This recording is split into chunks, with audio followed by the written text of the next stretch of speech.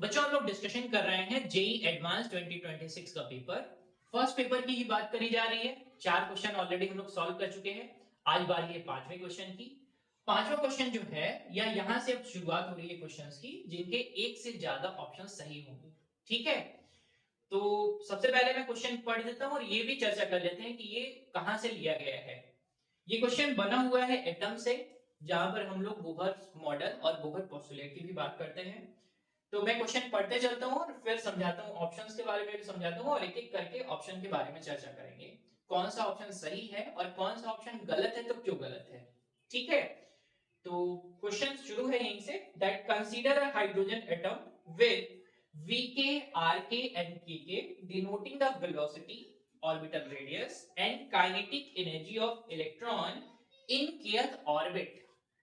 ठीक, तो hydrogen atom की बात करी जा रही है, तो मैं छोटा सा ना स्ट्रक्चर ड्रॉ कर देता हूं कि भाई ये कुछ एटम को हम लोग ऐसे बता रहे हैं, जिसके सेंटर में मिलता क्या है, दैट इज न्यूक्लियस, जिसको मैं पॉजिटिव चार्ज बोल दे रहा हूं ऐसा।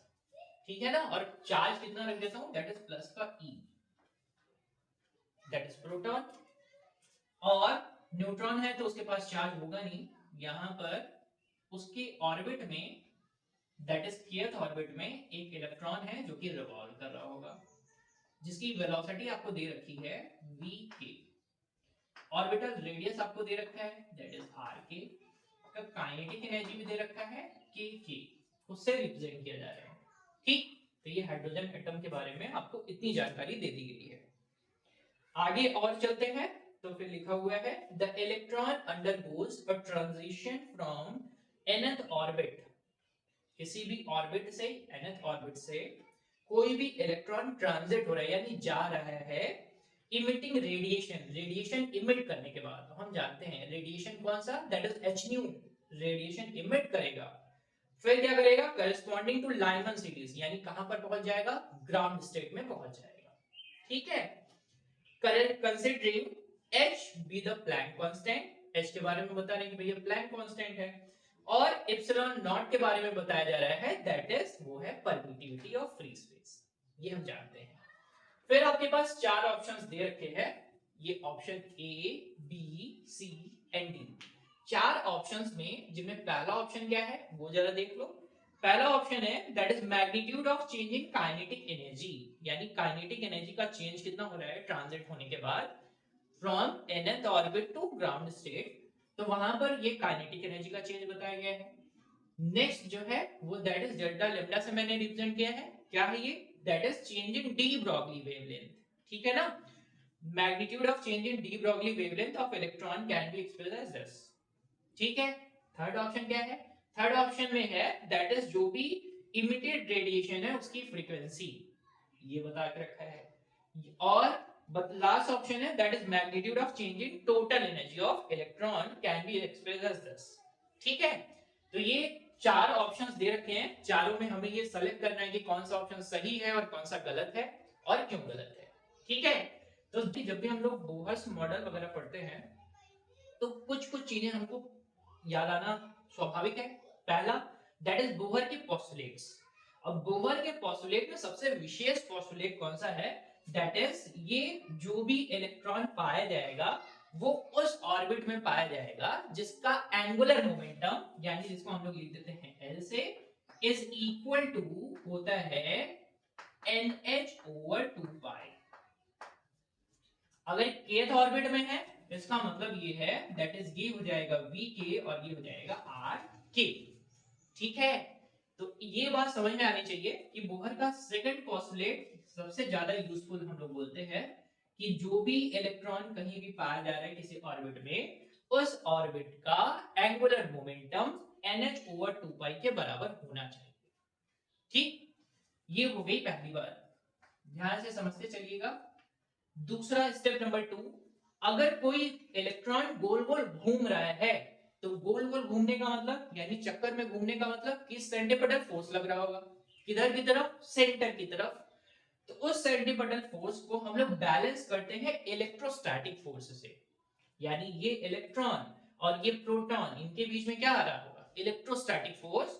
और उस इलेक्ट्रोस्टैटिक फोर्स को हम लोग लिखते हैं that is K Q 1q2 upon R square से लिखते हैं। यहां पर मैं कैसे लिख रहा हूं देखो जरा, मैं kq के टर्म्स में ना लिखकर, यानी इलेक्ट्रोस्टैटिक फोर्स कांस्टेंट के टर्म में ना लिखकर इसको ओपन अप कर देता हूं। 1/4 पाई एप्सिलॉन नॉट r का स्क्वायर इनटू कितना, दैट इज e का स्क्वायर यानी q1 क्यूब। करेक्ट। इसको किससे बराबर करते हैं हम लोग बराबर करते हैं दैट इज 70/4 से, mv स्क्वायर अपॉन r से। ठीक। अगर kth ऑर्बिट की बात करी जाएगी तो ऑर्बिटल रेडियस r के हो जाएगा, वेलोसिटी v के हो जाएगी, और ये हो जाएगा r के। ये हो गई सेकेंड बात। ठीक। अब बारी है तीसरी बात की। ये तो हो गई दूसरी बात। ठीक। अब अगर हम तीसरी बात की बात करें तो हमें एक चीज का विशेष ध्यान देना होता है कि भाई अगर ये चल रहे हैं तो ये रेडिएशन इमिट करेंगे, और रेडिएशन जिसको हम लोग रिप्रेजेंट करते हैं E is equal to H nu के सेंस में। किसके सेंस में रिप्रेजेंट करेंगे? E is equal to H nu के सेंस में। ये हो गई इमिटेड रेडिएशन। ये हो गई बात नंबर 3। ठीक है।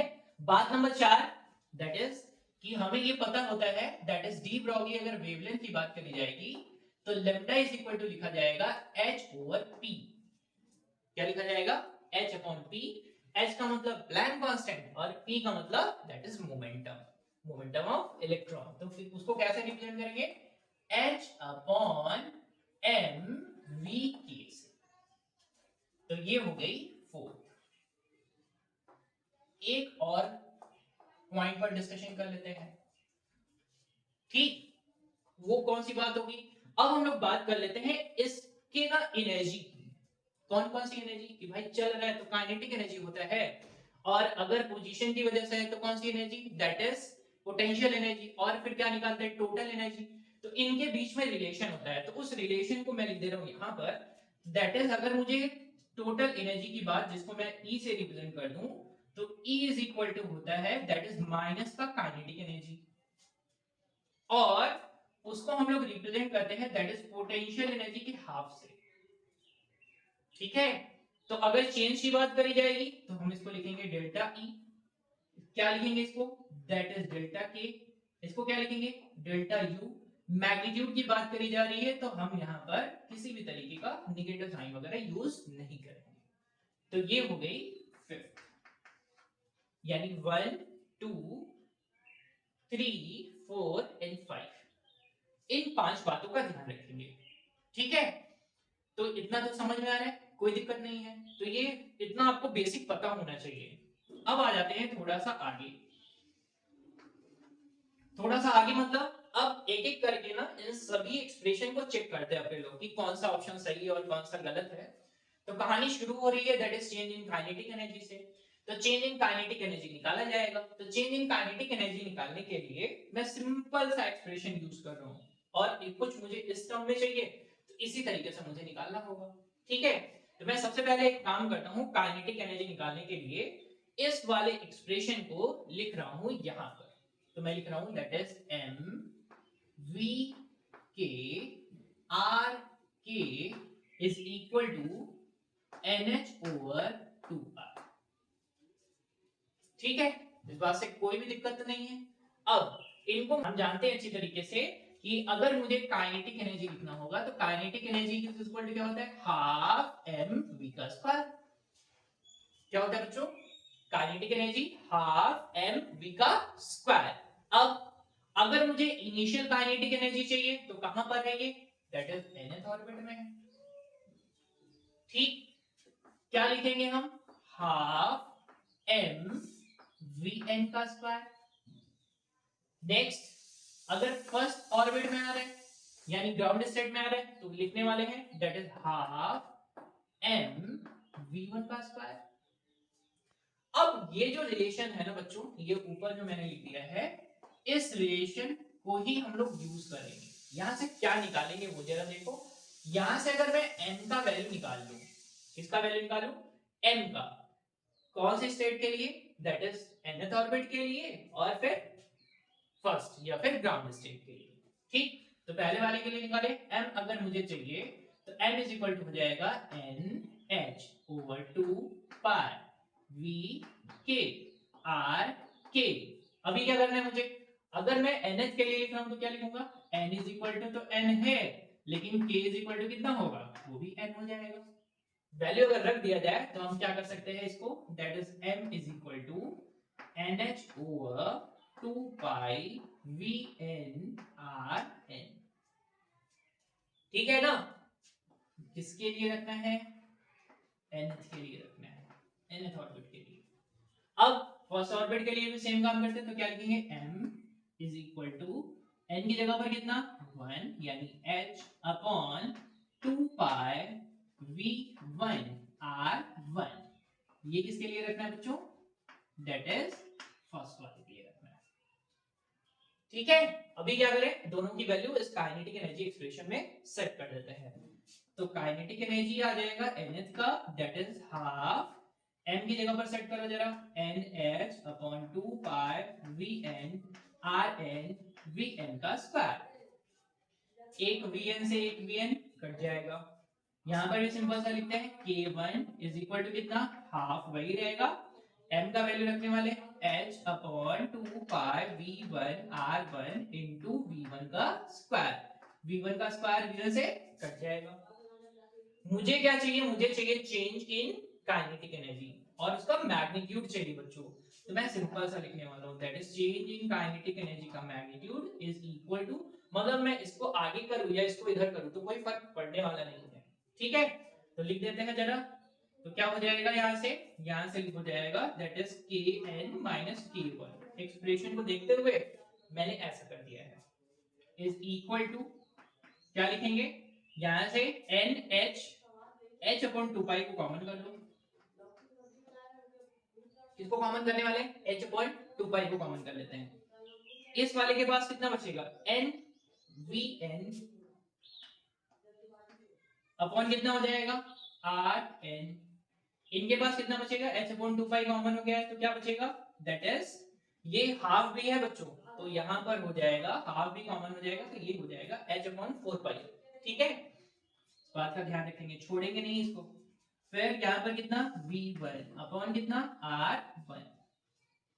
ठीक है, अब देखो ये एक्सप्रेशन जो है ना एग्जैक्टली अपने फर्स्ट ऑप्शन से मैच कर रहा है, ये वाले से। ठीक है, तो हमने ना सिंपल सिंपल सा वो किया है, पहले इन बातों को आपको ध्यान में रखना है, फिर क्या करना है, इस एक्सप्रेशन को यहाँ पे रखेंगे ऊपर, फिर निकालेंगे दैट इज काइनेटिक एनर्जी का simple formula, that is half mv square, और फिर क्या करेंगे, सेट कर देंगे वैल्यूज को। ठीक है बच्चों, तो मुझे लग रहा है कि ये डिस्कशन आपको समझ में आ रहा है, इतना तक तो समझ में आ चुका है। ठीक है ना, तो यानी फर्स्ट ऑप्शन क्या हो जाएगा, सही हो चुका है। ठीक है, अब आते हैं सेकंड ऑप्शन को चेक करते हैं। सेकंड ऑप्शन चेक करने के लिए मैं इन सब चीजों को हटा रहा हूं, इनको रखूंगा क्योंकि इनकी आवश्यकता है मुझे। ठीक है, इन एक्सप्रेशन में मुझे चाहिए that is change in D Broglie wavelength. तो डी ब्रोगली वेवलेंथ का फॉर्मूला ये रहा, क्या करा जाए, अब देखते हैं कि कैसे इसको निकाला जाए। निकालने के लिए इस एक्सप्रेशन से मैच करना चाहिए, ऐसा कुछ बनाते हैं, देखते हैं बन जाता है या नहीं बनता है। तो सबसे पहले एक काम कर लेते हैं, इस एक्सप्रेशन को यहीं पर रखते हैं। मैं एक काम करता हूं कि इस एक्सप्रेशन को ले आता हूं फिर से यहां पर, देखो यानी बोहर का सेकंड पोस्टुलेट देखो कितना इंपॉर्टेंट है, m v k r k is equal to n h over 2r। Correct, कोई गड़बड़ तो नहीं है यहां पर। अब क्या करें, बस सिंपल सा ये काम करना है अपने लोगों को। हम क्या करेंगे, यहां से इस 2 पाई को लेकर आते हैं इधर और mv को लेकर आते हैं नीचे। तो मैं यहां पर लिख दे रहा हूं, इसके बाद 2 pi r k is equal to nh over mv k। Correct, कोई भी दिक्कत है यहां तक, बिल्कुल नहीं, नहीं होनी भी नहीं चाहिए कुछ। n को कहां लेकर आते हैं, नीचे, तो मैं लिखूंगा that is 2 pi r k upon n is equal to कितना, that is h over mv k। अब देखो जरा, ये बन चुका है de Broglie wavelength h upon mv k। ठीक है, तो ये काम कर दिया हम लोगों ने। अब मुझे कहां से कहां तक आना है, दैट इज आना है कहां से, दैट इज nth ऑर्बिट से फर्स्ट ऑर्बिट में। लेकिन मुझे चाहिए इस रिलेशन में काइनेटिक एनर्जी। तो काइनेटिक एनर्जी क्या करेंगे, ये रही, इस एक्सप्रेशन से हम लोग बनाते हैं काइनेटिक एनर्जी यानी फोर्सेस को बैलेंस करके। इस एक्सप्रेशन को मैं लिख रहा हूं फिर से यहां पर, देखो क्या लिखेंगे, एम वी के, या कुछ कट पिट कर देते हैं, तो यहां से आर के और आर के यानी kth ऑर्बिट का रेडियस वो कट जाएगा, बचेगा कितना, ये आर के यहाँ पे बचा है, ये टर्म मैं लिख रहा हूँ यहाँ पर, तो मैं लिख रहा हूँ एम वी के का स्क्वायर इज इक्वल टू, इधर वाला टर्म ई स्क्वायर अपॉन, ये है कितना, दैट इज 4 पाई, और क्या करेंगे एप्सिलॉन नॉट, बचा हुआ कौन है भाई, आर के, दोनों साइड हाफ और हाफ से मल्टीप्लाई कर देते हैं, करेक्ट। क्या बन जाएगा ये बन जाएगा kth ऑर्बिट की काइनेटिक एनर्जी मींस k की, करेक्ट। इधर क्या हो जाएगा, इधर हो जाएगा ये e square upon 8 pi epsilon naught R के, ठीक है, तो समझ में आ रहा है, कुछ गड़बड़ तो नहीं करेंगे। तो यहां से आप करने वाले क्या है, देखो जरा, यहां से ना मल्टीप्लाई करने के बजाय आप 2 पाई को बाहर निकाल लो, 2 पाई को लेकर चलो इधर इसके जैसा बनाने के लिए। तो हम लोग एक काम कर देते हैं, यहां से इस k को के लाता हूं मैं यहाँ पर, यहाँ पे आर के लेकर आता हूँ, इस आर के को यहाँ पे लेकर आता हूँ, यहां से ले लेता हूँ 2, इनसे ले लेता हूँ पाई, तो बचेगा कितना, ई स्क्वायर अपॉन, ये रहा 4, ये रहा इप्सिलॉन नॉट, ये रहा के, ठीक है। अब क्या करना है, बस काम अपना सेट हो गया है, ये देखो और ये देखो, ठीक है, फटाफट सॉल्व करते हैं, अब बनाते हैं इनके सेंस में। तो हम क्या करते हैं, हम जानते हैं बहुत अच्छी तरीके से, हम लोगों ने रखा था k = 1, n = 1 सेट किया था, k = n, n = n ही रहने दो, ठीक है। एक बार किसके लिए निकाल लेते हैं, nth ऑर्बिट के लिए, और एक बार फर्स्ट ऑर्बिट या ग्राउंड स्टेट के लिए, फटाफट निकालते हैं और दोनों का क्या करते हैं, डिफरेंस, ठीक है। तो मैं यहाँ पे सिंपली लिख रहा हूँ दैट इज लैम्डा 1, देखो जरा ध्यान से, यानी n की जगह पर मुझे क्या रखना है, 1 रखना है यहाँ पर, तो 2 पाई r 1 और 2 पाई r 1, यानी यहाँ पर मैं रख दूं इसको, तो मैं लिख रहा हूँ यहाँ पर, देखो ये यहाँ पर आ रहे हैं, तो 2 पाई r1 बराबर हो जाएगा यहाँ पर e square upon 4 epsilon naught r1, ठीक है। n की जगह पर 1 है, तो ये टोटल वैल्यू को मैं कहां पे लिख दूं, that is equal to lambda 1 यानी e square upon 4 epsilon naught r1, ठीक है। तो ये दैट इज वेवलेंथ किसकी हो गई है, फर्स्ट ऑर्बिट की या फिर ग्राउंड स्टेट की, ठीक। अब क्या करें, दूसरे वाले का निकालते हैं, यानी लेम्डा एन। लेम्डा एन कैसे मिलेगा जरा बताओ मुझे, तो लेम्डा एन कैसे मिलेगा, सिंपल सा यही काम करेंगे, n = n सेट करेंगे, यानी यहाँ पर इसी एक्सप्रेशन को मैं यहाँ पे लिखूंगा, that is 2 pi r n is equal to कितना, e स्क्वायर अपॉन कितना, 4 एप्सिलॉन नॉट r n, और ये रहा n, ठीक, डिवीजन में। तो अगर मैं इसी को डिवाइड कर दूंगा n से, तो ये क्या हो जाएगा, दैट इज n, करेक्ट। इसी को लिख देता हूं यहां पर, तो लेम्डा n का वैल्यू कितना आ गया है वो जरा देखो, तो लेम्डा n का वैल्यू आ गया है that is e square upon 4 epsilon not r n into n।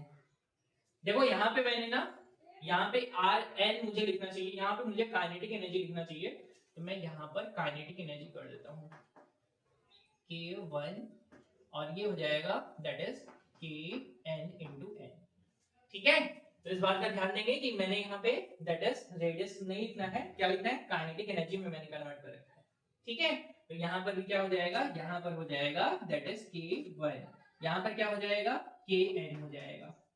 अब क्या करते हैं, बस दोनों का डिफरेंस, तो मुझे क्या चाहिए, उसका मैग्नीट्यूड ही चाहिए, तो जैसा आपने अरेंजमेंट किया हुआ है उसी तरीके से लिख लेते हैं। पहले है दैट इज kn वाला टर्म, तो ये वाला टर्म आएगा, तो मैं इसको लिख रहा हूँ, जो भी कॉमन करने वाला है e square common, 4 epsilon not common, क्या बच जाएगा, दैट इज 1 अपॉन n के n, फिर आगे नेक्स्ट माइनस 1 ओवर k ऊपर। अब देखो ये एक्सप्रेशन आया है आपका, ठीक है, क्या मिलता जुलता है? देखो चेक करो, किसका फर्क है सिर्फ एन का।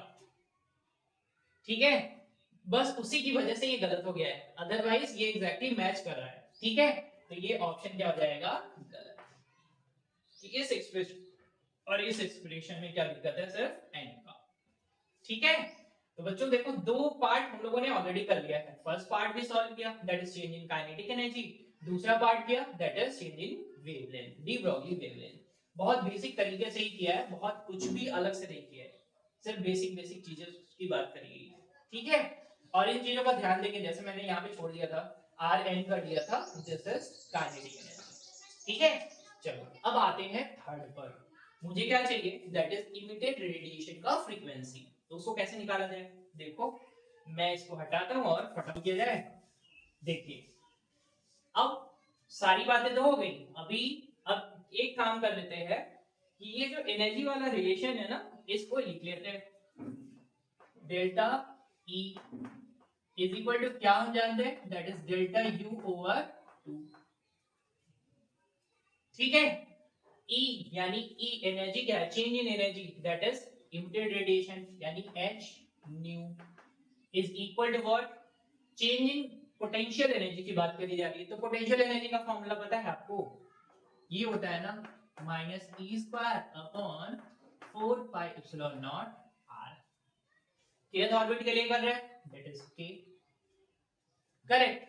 अब क्या करते हैं? बस इन्हीं को सेट करना है। तो मैं सबसे पहले ना इसी एक्सप्रेशन को मैं फटाफट निकाल लेता हूँ, u1 कर लेता हूँ। तो इसकी जगह पर कर लेंगे minus E square upon 4 pi epsilon naught r1, और un कर लेते हैं, वो हो जाएगा minus E square upon 4 pi epsilon not into rn। ठीक, डिवीजन में 2 है तो मैं यहाँ पे लिख लेता हूँ 1/2।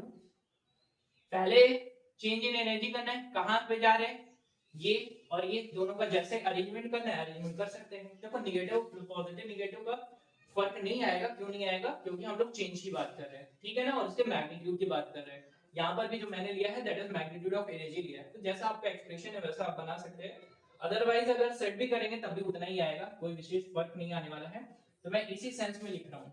ठीक है, क्या लिखूंगा? That is E square upon 4 pi epsilon naught r1 minus E square upon 4 pi epsilon not rn। ये तो बहुत ही आसान था। जो कॉमन करने वाला है कॉमन कर लीजिए और h को नीचे लेकर चले आइए। तो फ्रीक्वेंसी इज इक्वल टू हो जाएगा, मैं कॉमन कर रहा हूँ, 1 upon E square upon 8 pi epsilon not into h, 1 upon r1 minus 1 upon rn। ठीक है, आई थिंक ये एक्सप्रेशन मैच ही कर रहा है, कुछ दिक्कत है नहीं, एकदम आराम से आ गया। ठीक है, तो सिंपल सा है ये, बहुत ज्यादा इसमें परेशान होने की आवश्यकता नहीं है कि कैसे बनेगा, बहुत आसान ही तरीका है। तो ऑप्शन नंबर सी भी क्या हो जाएगा? करेक्ट हो जाएगा। ठीक, अब लास्ट ऑप्शन है। मुझे लग रहा है इतना डिस्कशन करने के बाद आपको लास्ट ऑप्शन दिख रहा होगा बहुत अच्छे तरीके से। बहुत कुछ भी नहीं करना है, आप देखो जरा बोर्ड पर लिख रखा है मैंने ऑलरेडी ना। कहाँ लिख रखा है? यहाँ पर। ये जो चेंज इन काइनेटिक एनर्जी होता है दैट इज हमारे चेंज इन टोटल एनर्जी होता है, वो चेंज इन काइनेटिक एनर्जी के बराबर ही होता है, यानी मैग्नीट्यूड वाइज दोनों क्या होते हैं? बराबर बराबर। अदरवाइज हम लोग कैसे सेट करते थे? जरा याद करो, E is equal to minus का K। ठीक है, तो टोटल एनर्जी बराबर नेगेटिव ऑफ काइनेटिक एनर्जी, और इसी को हम लोग कैसे लिखते थे? That is potential energy over 2। वही सेम बात है, यानी इनका और इनका मैग्नीट्यूड तो बराबर होना चाहिए भाई ना। सिर्फ पोटेंशियल एनर्जी का क्या होता? हाफ होता। ठीक, तो एक बात समझ में आ रहा है कि इनको और इनको बराबर होना चाहिए था, मतलब ये ऑप्शन अगर सही है तो ये ऑप्शन हो जाएगा गलत। ठीक, बहुत ही आसान तरीके से मैंने समझाया है। फिर ऑप्शन कौन कौन से सही है? Option A and option C are correct. Option A और सी क्या है? करेक्ट। ठीक है, तो मैं उम्मीद करता हूँ बच्चों कि ये डिस्कशन आपको बहुत अच्छे तरीके से समझ में आया है। जेई सीरीज हमारी चलती रहेगी, कुछ पेपर 1 सॉल्व करने के बाद हम लोग पेपर 2 भी सॉल्व करेंगे। ठीक है, तो लगातार बने रहिए, देखते हैं